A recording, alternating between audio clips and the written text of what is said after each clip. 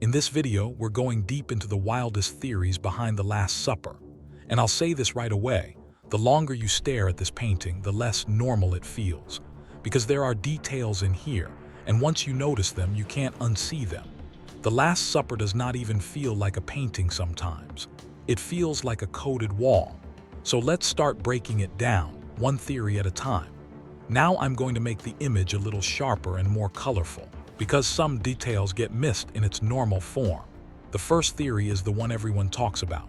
Is Mary Magdalene in the painting? The figure sitting right next to Jesus on his right side is usually called Saint John. And yes, John is often painted young and without a beard. But that is not the part that messes with people. It is the overall vibe of that figure. The face looks softer. The posture feels more quiet. Almost like this person is stepping back while the room is exploding. Everyone else is reacting hard, but this figure feels calm. And that calmness makes the whole thing feel different. What takes this theory further is the space between Jesus and that figure. There is a clean gap there. In a crowded scene like this, a gap that clear does not just happen. It feels placed. Your eyes get pulled straight into it. Whoever is sitting next to Jesus is sitting there for a reason. And that is why people cannot just brush this off as it is John. Because the painting pushes a question into your head. Leonardo is not hiding someone. He is putting someone in plain sight and keeping the identity just blurry enough to start a war in your brain. And that war always ends with the same name, Mary Magdalene. And right here, the second theory kicks in because now it is not just about the person. It is about the painting's language, the MV composition code. This theory says Leonardo did not hide messages with words. He hid them with shapes. Look at the empty space between Jesus and the figure to his right. It forms a strong V, and it is way too clean to feel random. That negative space does not look like an accident. It looks like a sign. Some people read that V as a symbol. Some see it as the shape of a hidden chalice. But the real power is simple. It sits in the center of the scene, and your eyes keep going back to it. And when you zoom out even more, the way the figures lean and curve creates a heavy M feeling across the whole table. It is like the painting is writing with geometry, not letters. At that point, the Last Supper stops feeling like a normal scene. It starts acting like a map. The gaps, the angles, the direction of bodies, they push your attention to the same place. Leonardo's message is not just in the paint. It is in the math of the composition. And once Magdalene enters the room, your mind automatically goes to the table. Because there is one giant question people cannot stop asking. Where is the Holy Grail? That brings us to theory 3. What if the Grail is not an object, but a bloodline? When people hear the Last Supper, the idea of a sacred chalice is always there. But in this painting, there is no obvious main cup. There are cups on the table, sure, but none of them look like the cup. That absence feels intentional. And because that object is not there, the idea shifts. The Grail stops being a thing and turns into something darker, a bloodline. Because an object can be hidden, stolen, displayed. But a bloodline moves through time. You cannot lock it in a box. And that thought sticks to this painting because the thing you are looking for simply is not sitting there on the table. This theory is not just about chasing a missing cup. It is a pressure system. Because when the viewer cannot find the Grail, the brain decides the secret is not on the table, it is somewhere deeper. And in that moment, the painting stops being a holy scene. It turns into a container for something dangerous. But no matter how big the theories get, the details that trap people the hardest are the small ones. And now we hit the part that turns this painting genuinely dark, the ownerless 13th hand and the betrayal knife. There is a knife on the table, but the hand holding it feels wrong. The arm connection is confusing. The ownership breaks. It does not feel like a normal body part. It feels like something that slipped into the scene. And this theory hits because in a betrayal moment, the scariest thing is not knowing who the traitor is. When Jesus says one of you, the blame does not land on one person. It spreads. That is what the painting does. That hand creates the exact feeling the scene is built on. Who did it? And the second you ask that question, every single face becomes suspicious. And that knife is not just an object. It is the shadow of violence before violence happens. There is no blood here, but the blade is already on the table. So this is not just dinner. This is the moment something breaks. And once we are talking about a knife, the next theory is unavoidable. What does Peter's knife really mean? This blade locks into Peter's personality. Peter is loyalty, sure, but Peter is also sharp reflexes. This knife does not feel like evil. It feels like panic. One sentence drops into the room and everything tilts. This theory breaks the black and white version of the story, because danger is not only Judas. Fear spreads. And in that moment, even the loyal ones can lose control. The knife becomes the physical version of that pressure. Leonardo keeps the blade visible for a reason. Betrayal comes from one person, but violence comes from the room itself. So the painting is not only asking, who will betray me? It is also asking, who will break first? Now we move to a smaller detail that cuts even deeper, the spilled salt. On Judas' side, the table looks disturbed. Salt is order, salt is balance, and spilled salt is the break of that balance. And in this painting, that break sits right next to Judas. It is tiny, but it changes the whole mood. Because once you see the salt there, your brain locks the message in. Where betrayal sits, bad luck starts. And in this scene, betrayal does not need to happen yet. The table is already collapsing. The painting is not telling you the ending. It is showing you the moment the ending begins. That is why this detail works so well. Betrayal does not explode instantly. First, something small falls.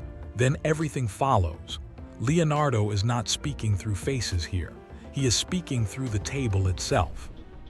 And the signs on Judas' side do not stop there. Now we add one of the clearest theories in the whole painting, Judas, money pouch. On the table near Judas' hand, there is a small pouch detail. And once you see it, it becomes hard to ignore. Because that pouch puts the darkest truth of this story right on the table. This was not just emotion. This was business.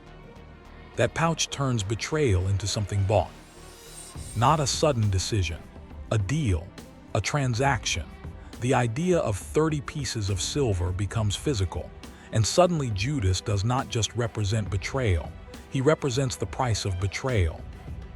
And when you stack it with everything else, spilled salt, the knife energy, Judas' closed posture, the pouch becomes even louder. The scene stops feeling holy. It starts feeling like evidence, because now even the smallest objects are telling you who chose what. Now we step into the weirdest theory, the one people cannot stop talking about, Giovanni Maria Palla's hidden music. This one does not rely on vibes. It builds a system. The heights of the hands and the placement of bread pieces work like a music staff. The hands sit at different levels. The bread acts like rhythm points. And the whole thing forms a pattern that feels like sound.